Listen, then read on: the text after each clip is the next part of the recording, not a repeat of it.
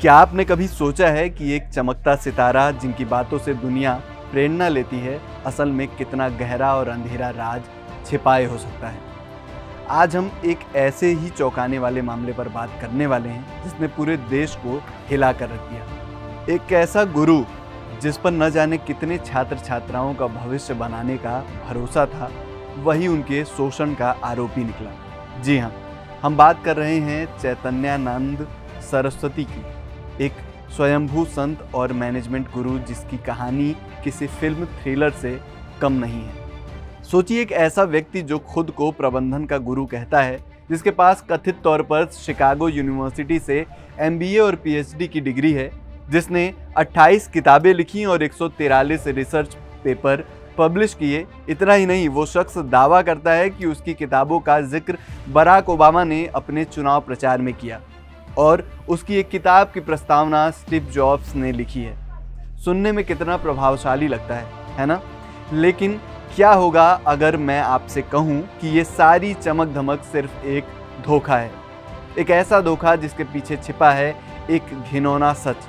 19 से ज़्यादा छात्र छात्राओं के यौन उत्पीड़न का आरोप। दिल्ली का ये स्वयंभू संत चैतन्यानंद सरस्वती अब भगौड़ा है। उसके काले कारनामे सामने आने के बाद से ही पुलिस उसकी तलाश में है। लेकिन सवाल ये उठता है कि कैसे एक आदमी इतने बड़े पैमाने पर लोगों को बेवकूफ़ बनाता रहा।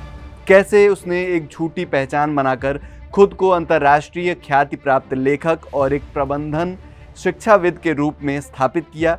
आज हम इस पूरे मामले की परतें खोलेंगे और जानेंगे कि कैसे एक पब्लिक इमेज के पीछे एक प्राइवेट परवर्जन छिपा था। चैतन्यानंद सरस्वती, इसका नाम रिसर्च शेयरिंग प्लेटफॉर्म पर ऐसे चमकता था जैसे कोई हीरा हो।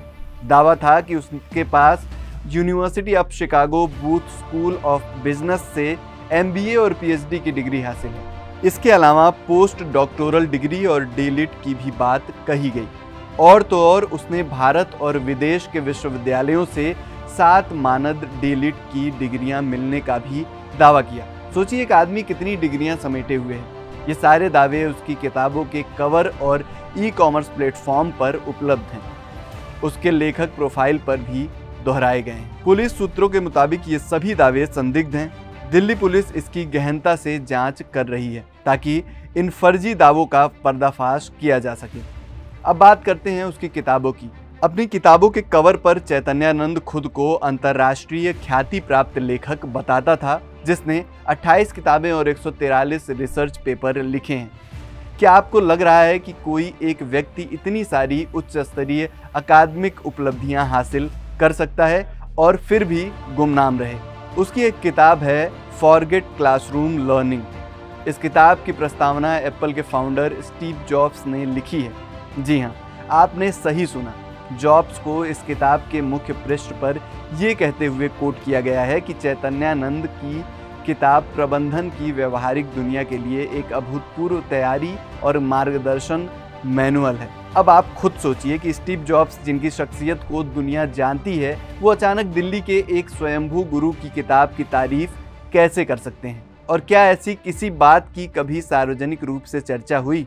सिर्फ स्टीव जॉब्स ही नहीं, चैतन्यानंद की एक और किताब ट्रांसफॉर्मिंग पर्सनालिटी के लेखक प्रोफाइल में दावा किया गया है कि अमेरिका के पूर्व राष्ट्रपति बराक ओबामा ने अपने चुनाव अभियान के दौरान बार बार इस किताब का जिक्र किया था। और तो और 2007 में ये किताब यूरोपीय और उत्तरी अमेरिका बाजारों में सबसे ज़्यादा बिकने वाली किताबों में से एक थी।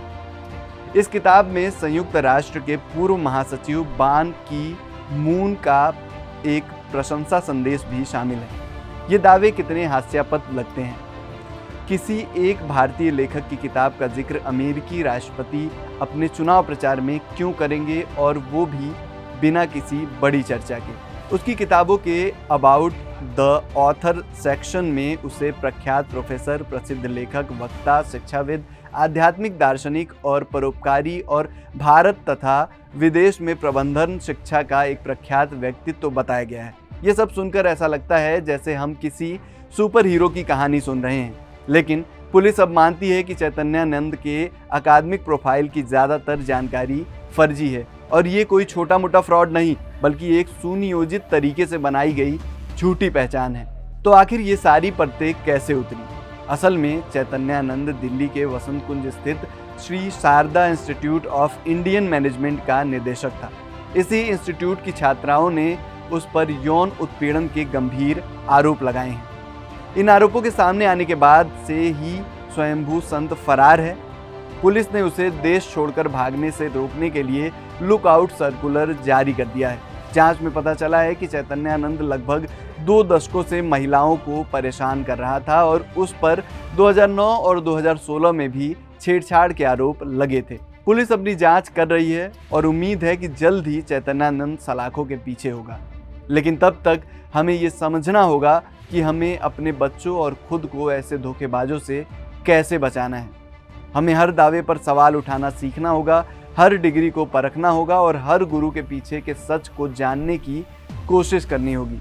शिक्षा के नाम पर, आध्यात्मिकता के नाम पर या मैनेजमेंट के नाम पर ऐसे शोषण की कोई जगह नहीं होनी चाहिए।